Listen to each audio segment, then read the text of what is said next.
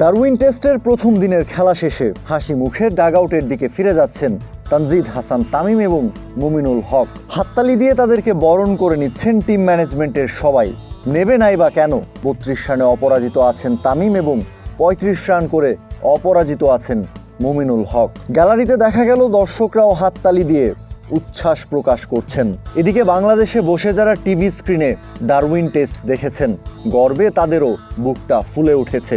বাংলাদেশের ক্রিকেট ইতিহাসের অন্যতম সেরা একটা দিন এই ডারউইন টেস্টের প্রথম দিনটা। কেননা এই প্রথম দিনেই অস্ট্রেলিয়াকে মাত্র 198 রানে অল আউট করে দিয়েছে বাংলাদেশ। এরপর ব্যাট করতে নেমে মাত্র 1 উইকেট হারিয়ে 96 রানে দিনটা শেষ করেছে টাইগাররা। অস্ট্রেলিয়ার ঘরের মাটিতে গিয়ে বাংলাদেশ এমন দাপট দেখানো ক্রিকেট খেলবে, একদিন আগেও হয়তো এই কথাটা কেউ বিশ্বাস করতো না।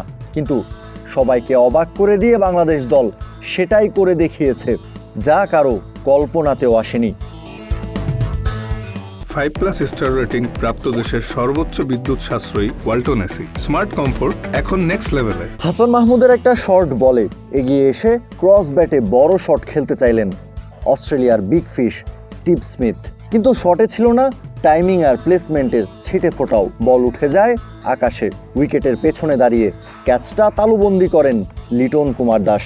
ব্যক্তিগত 71 রান করে ফিরে যান স্মিথ। সাথে সাথে বাংলাদেশের সব ক্রিকেটারের উচ্ছ্বাস। অস্ট্রেলিয়ার মাটিতে 5 তুলে নিয়েছেন হাসান মাহমুদ। 15 টেস্টের ক্যারিয়ারে তৃতীয়বারের মতোই কীর্তি গড়েছেন হাসান। টাইট লাইন লেন্থ আর সুইংয়ের কারিশমা দেখিয়ে কমেন্ট্রি বক্স থেকেও ভূয়সী প্রশংসা কুড়িয়েছেন তিনি। অথচ বিগ ফিশ স্মিথ আউট হতে পারতেন ব্যক্তিগত 2 রানেই, যদি না ইবাদতের বলে তানজিদ তামিম ক্যাচটা তালুবন্দি করতে পারতেন স্লিপে দাঁড়িয়ে। অস্ট্রেলিয়ার ততক্ষণে 9 উইকেট পড়ে গেছে, কিন্তু হাসানের ক্ষুধা তখনও মেটেনি। 7 রান করা নাথান লায়নকে ফিরিয়ে অস্ট্রেলিয়ায় নিজের 16 কলা পূর্ণ করেছেন Hasan.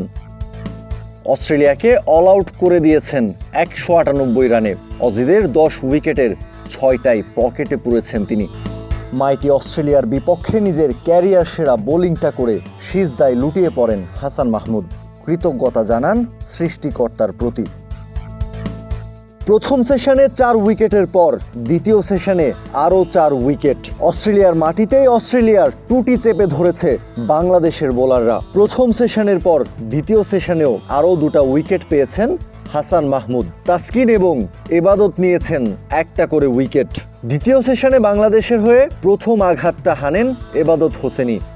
Wicket keeper batter Alex ক্যারিকে বোল্ড করে ফিরিয়েছেন প্যাভিলিয়নে। এরপর বেও ওয়েবস্টারের উইকেটটা তুলে নিয়েছেন তাসকিন আহমেদ। অজিদের ক্যাপ্টেন প্যাট কামিন্স এবং গতিতারকা মিচেল স্টার্ক এ দুজনকে আউট করেছেন হাসান মাহমুদ। প্রথম সেশনে 74 রানে 4 উইকেট হারিয়েছিল অস্ট্রেলিয়া। এবার 183 রানে 8 উইকেট হারিয়ে দ্বিতীয় সেশন শেষ করেছে। জ্যাক ওয়েদারাল্ডের পর ট্রাভিস হেড। অস্ট্রেলিয়ার 2 ওপেনারকে সুইং সিমার গতির ত্রিমুখী ফাঁদে ফেলে নাকানি চুবানি খাওয়ালেন বাংলাদেশি পেসার হাসান মাহমুদ। ডারউইনের মাটিতে অস্ট্রেলিয়ার বিপক্ষে 23 বছর পর টেস্ট খেলতে নেমেই বাংলাদেশের পেস আক্রমণ যেন ঝড়ের গতিতে লিখতে শুরু করেছে নতুন এক গল্প। আর সেই গল্পের প্রথম অধ্যায়ের নায়ক নিঃসন্দেহে পেসার হাসান। 12তম ওভারে আসে কাঙ্ক্ষিত সেই মুহূর্ত। দলীয় 45 রানে প্রথম উইকেট হারায় অস্ট্রেলিয়া। অফ স্টাম্পের বাইরে গুড লেন্থের একটু উপরে পিচ করা বলটায় ড্রাইভ করতে গিয়ে নিয়ন্ত্রণ হারান জ্যাক ওয়েদারাল্ড। ব্যাটের কানায় লেগে বল চলে যায় উইকেটের পেছনে। গ্লাভস হাতে কোনো ভুল করেননি লিটন কুমার দাস। বাংলাদেশ পায় ডারউইন টেস্টের প্রথম ব্রেক থ্রু, আর সেই সঙ্গে ম্যাচের নিয়ন্ত্রণ। কিন্তু হাসান মাহমুদের ক্ষুধা তখনও মেটেনি। পরের ওভারেই আবারও তার ম্যাজিক। এবার শিকার অস্ট্রেলিয়ার সবচেয়ে আলোচিত ওপেনার ট্রাভিস হেড।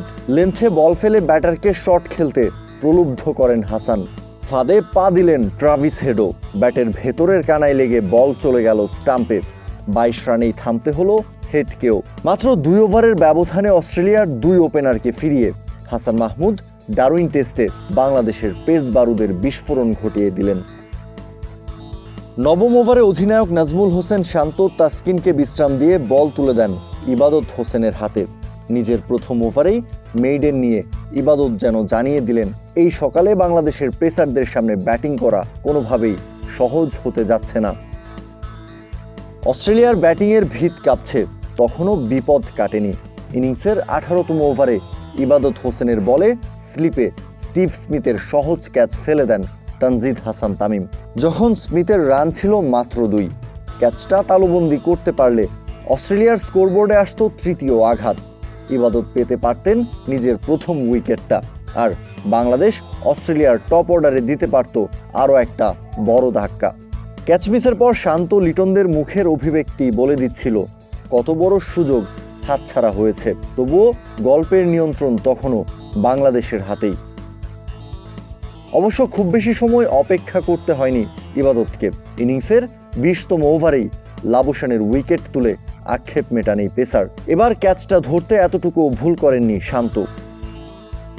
ইবাদতের পর উইকেট শূন্য থাকা তাসকিন আহমেদও পেয়েছেন সেই কাঙ্ক্ষিত উইকেটের দেখা। এই বাংলাদেশি পেসারের শিকার হয়ে ফিরে গেছেন 13 বলে 13 রান করা অস্ট্রেলিয়ার middle order batter Cameron Green. আর এতেই চাপে পড়ে মাত্র 22 ওভারে সেশন ব্রেকে যায় অস্ট্রেলিয়া। লাঞ্চ ব্রেকে যাওয়ার আগে 74 রানে 4 উইকেট হারায় অজিরা।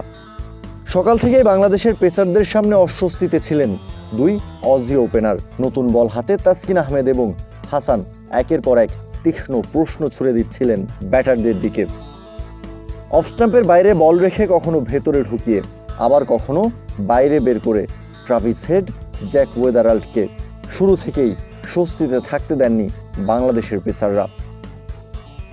23 বছর পর অস্ট্রেলিয়ার মাটিতে টেস্ট খেলতে নেমে বাংলাদেশের এমন আগ্রাসী শুরু হয়তো অনেকের কল্পনাতেও ছিল না। মাইটি অজিদের নিজেদের ঘরের মাটিতে এভাবে চাপে ফেলে দেবে বাংলাদেশের পেসাররা।